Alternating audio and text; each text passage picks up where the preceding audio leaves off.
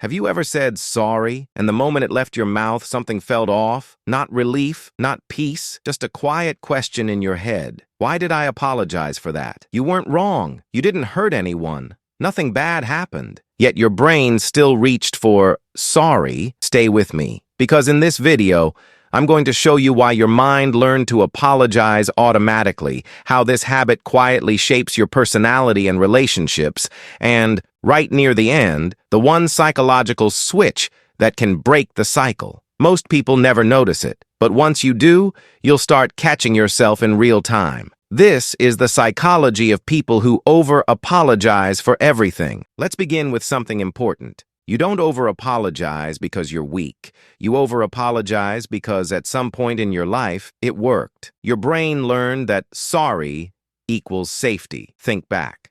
There was a moment, maybe in childhood, maybe later, when apologizing instantly reduced tension. An argument stopped. A voice softened. Someone calmed down. Your nervous system felt relief, and your brain stored that moment like a shortcut.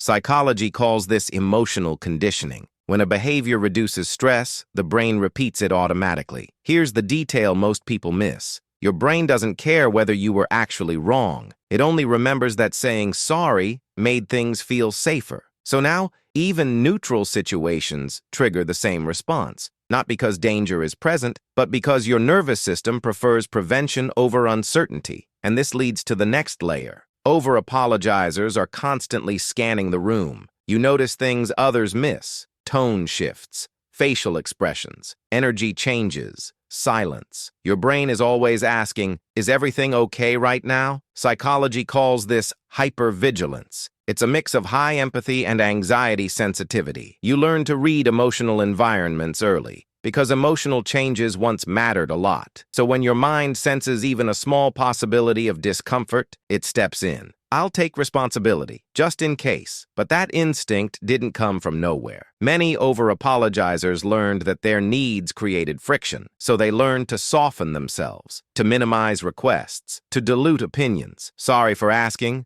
sorry for texting, sorry for taking your time.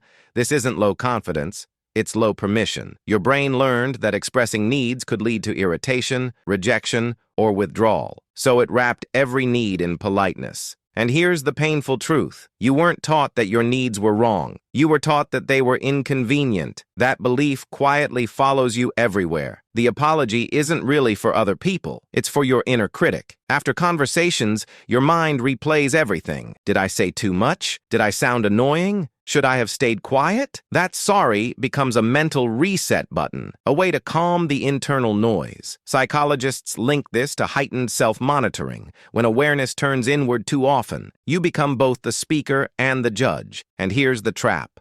The more you apologize, the more your brain believes something needed fixing. So the habit reinforces itself, which brings us to something most people don't expect. Over-apologizing quietly trains others how to see you. This isn't about dominance or control. It's about patterns. Humans subconsciously read signals. Repeated unnecessary apologies can signal uncertainty, even when you're capable, thoughtful, and intelligent.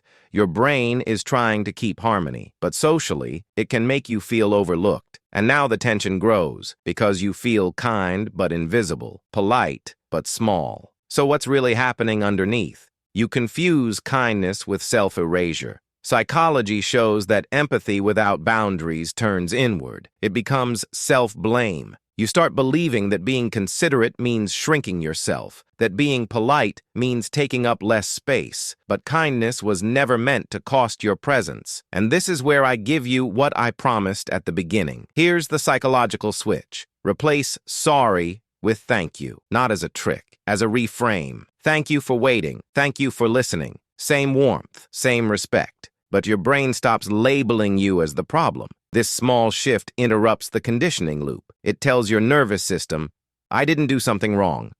I'm just here. And here's the emotional payoff. The moment you stop apologizing for existing, something changes. Your voice steadies. Your words feel heavier. Your presence feels grounded. People respond differently, not because you became colder, but because you stopped shrinking. So if this video felt uncomfortably accurate, that's not coincidence. It means your mind is deeply self-aware. It just learned survival before self-expression. And if you caught yourself nodding, pausing, or replaying parts of this video, this channel was made for you. Here we break down everyday behaviors, hidden patterns, and the psychology behind why you think and act the way you do, in a way that actually feels human. So if you want more videos that make you say, wow, that's exactly me, subscribe to the channel. New videos explore human behavior, emotions, and the mind, one pattern at a time. And next time you're about to say sorry for no reason, pause, because understanding yourself is the first step to changing the habit without losing who you are.